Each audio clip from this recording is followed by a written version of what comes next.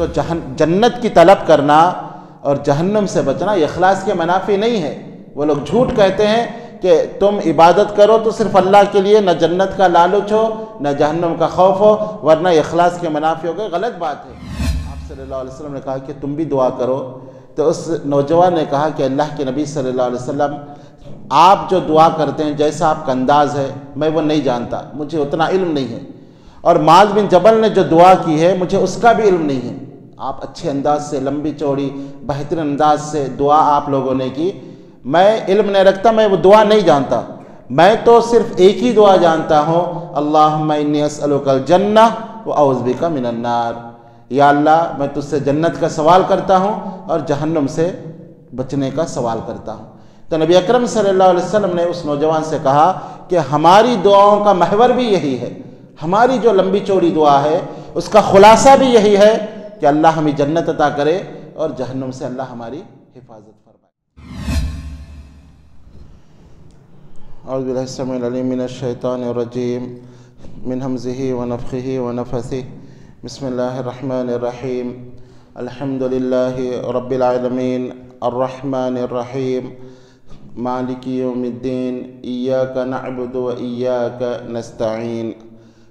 الحمدللہ، اللہ کی توفیق سے سورہ فاتحہ کی تفسیر چل رہی ہے۔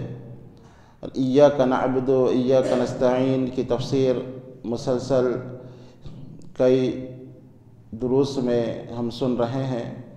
ایاک نعبد، تیری ہی ہم عبادت کرتے ہیں اور تیرے علاوہ کسی اور کی عبادت نہیں کرتے، و ایاک نستعین، اور تجھ ہی سے مدد چاہتے ہیں، تیرے علاوہ کسی اور سے مدد نہیں چاہتے۔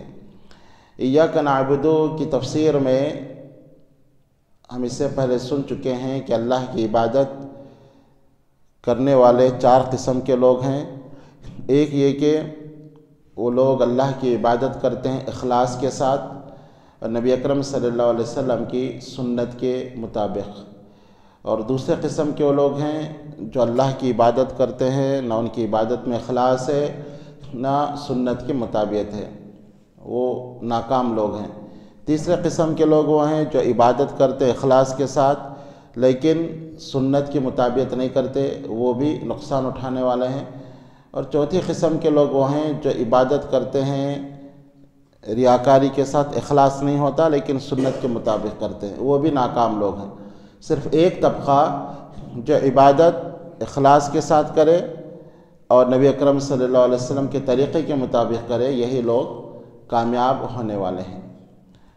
اخلاص کے سلسلے میں ایک بات کی طرف میں اشارہ کرنا چاہتا ہوں کہ بعض صوفی یہ کہتے ہیں، صوفی حضرات، کہ اخلاص کا مطلب یہ ہے کہ صرف اللہ کے لیے ہی عبادت کی جائے، عبادت کرتے ہوئے جنت کی طلب یا جہنم سے بچنا، یہ اس کی خواہش اگر ہو تو یہ اخلاص کے منافی ہے۔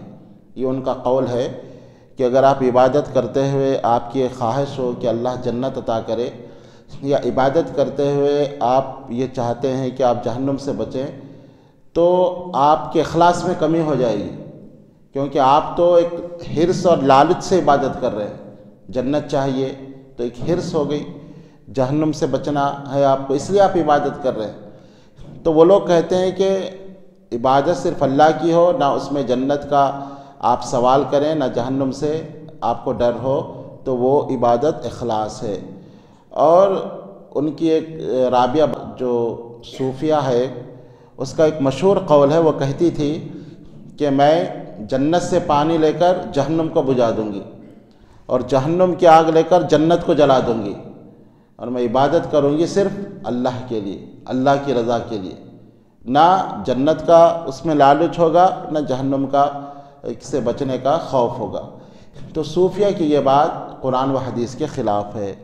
آپ عبادت کرتے ہوئے اگر آپ جنت کی خواہش کر رہے ہیں، یہ جہنم سے آپ بچنے کی دعا کر رہے ہیں، تو یہ اخلاص کے منافی نہیں ہے، بلکہ آپ دیکھیں قرآن و حدیث کی بہت ساری ایسی دلیلیں ہیں جس میں جنت کی خواہش کی گئی اور جنت سے بچنے کی دعا کی گئی۔ آپ دعائیں دیکھیں، اکثر دعائیں خود نبی اکرم صلی اللہ علیہ وسلم جو دعائیں کرتے تھے، اللہم انی اسألک الجنہ، کہ اللہ میں جنت کا سوال کرتا ہوں، وَأَعُوذُ بِكَ مِنَ النَّارِ، اور میں جہنم سے بچاؤ طلب کرتا ہوں۔ تو یہ اخلاص کے منافی نہیں ہے، صوفیہ کی بات بالکل غلط ہے۔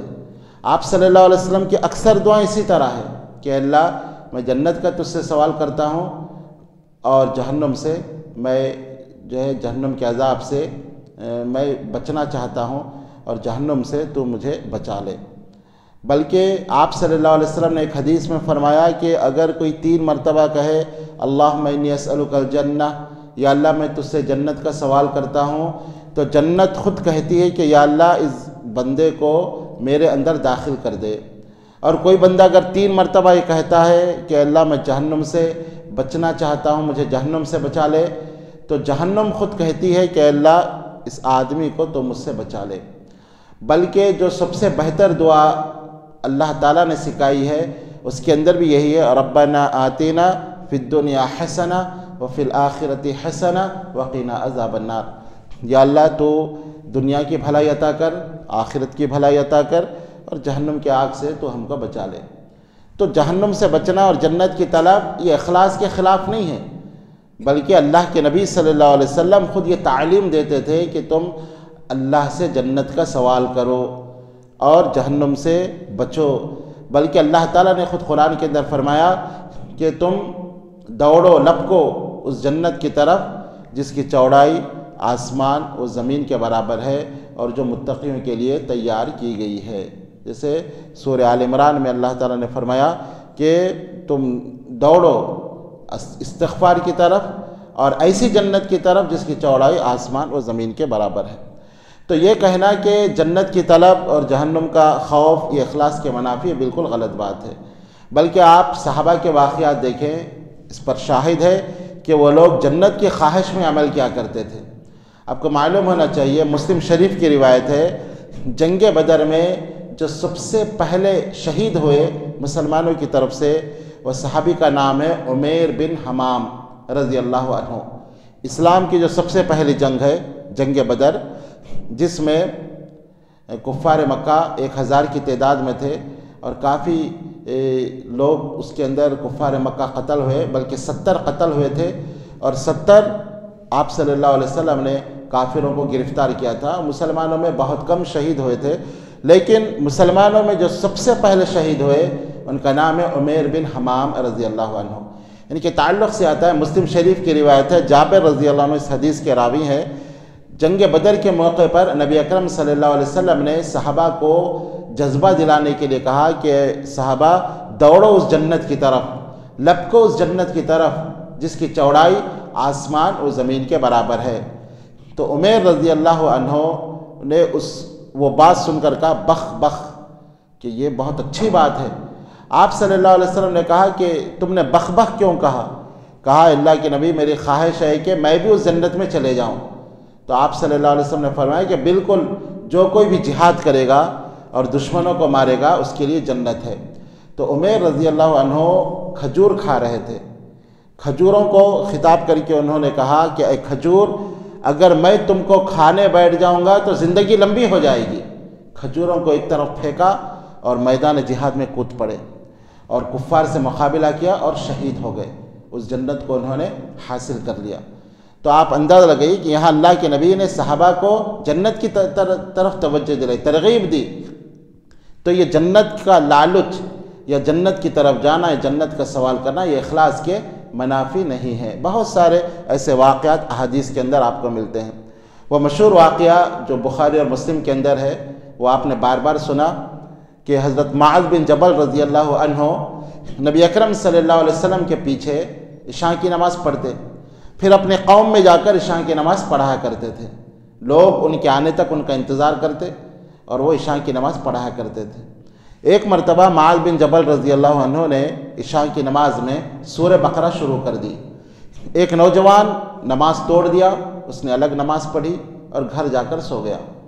لوگوں نے کہا کہ یہ تو منافق ہو گیا ہے، نماز توڑ دیتا ہے۔ صبح صبح وہ نوجوان شکایت کرنے کے لیے نبی اکرم صلی اللہ علیہ وسلم کے پاس پہنچا۔ معاذ بن جبل رضی اللہ عنہ بھی اس نوجوان کی شکایت کرنے کے لیے وہاں آئے تھے کہ یہ نوجوان میں نماز پڑھا رہا تھا، یہ توڑ دیا نماز اور یہ جو ہے الگ نماز پڑھ کے چلا گیا۔ اس کی شکایت کرنے معاذ بن جبل رضی اللہ عنہ بھی نبی صلی اللہ علیہ وسلم کے پاس آئے اور یہ نوجوان بھی پہنچا۔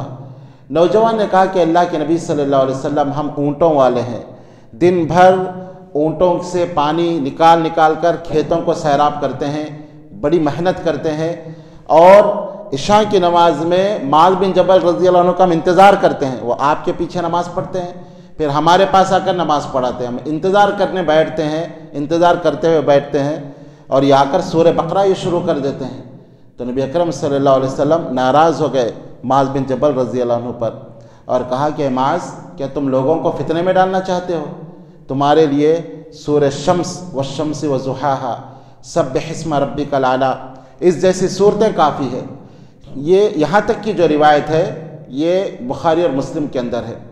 طبرانی کے اندر اور اضافہ ہے، طبرانی کی روایت میں یہ ہے کہ آپ صلی اللہ علیہ وسلم نے اس نوجوان کی دلجوئی کرنا چاہا، اور آپ نے کہا کہ آؤ ہم سب مل کر اللہ سے دعا کرتے ہیں۔ اس کے بعد نبی اکرم صلی اللہ علیہ وسلم نے اللہ سے دعا کی، بڑی اچھے انداز سے اور بڑی لمبی چوڑی دعا کی۔ اس کے بعد معاذ بن جبل رضی اللہ عنہ کی باری آئی، انہوں نے بھی اللہ سے بہت لمبی دعا کی۔ اب اس نوجوان کی باری آئی، آپ صلی اللہ علیہ وسلم نے کہا کہ تم بھی دعا کرو، تو اس نوجوان نے کہا کہ اللہ کے نبی صلی اللہ علیہ وسلم آپ جو دعا کرتے ہیں جیسا آپ کا انداز ہے میں وہ نہیں جانتا، مجھے اتنا علم نہیں ہے، اور معاذ بن جبل نے جو دعا کی ہے مجھے اس کا بھی علم نہیں ہے۔ آپ اچھے انداز سے لمبی چوڑی بہترین انداز سے دعا آپ لوگوں نے کی، میں علم نہیں رکھتا، میں وہ دعا نہیں جانتا، میں تو صرف ایک ہی دعا جانتا ہوں، اللہم انی اسألک الجنہ واعوذ بک من النار، یا اللہ میں تجھ سے جنت کا سوال کرتا ہوں اور جہنم سے بچنے کا سوال کرتا ہوں۔ تو نبی اکرم صلی اللہ علیہ وسلم نے اس نوجوان سے کہا کہ ہماری دعاؤں کا محور بھی یہی ہے، ہماری جو لمبی چوڑی دعا ہے اس کا خلاصہ بھی یہی ہے کہ اللہ ہمیں جنت عطا کرے اور جہنم سے اللہ ہماری حفاظت فرمائے۔ تو جنت کی طلب کرنا اور جہنم سے بچنا یہ اخلاص کے منافی نہیں ہے۔ وہ لوگ جھوٹ کہتے ہیں کہ تم عبادت کرو تو صرف اللہ کے لیے، نہ جنت کا لالچ ہو نہ جہنم کا خوف ہو، ورنہ اخلاص کے منافی ہو گئے، غلط بات ہے۔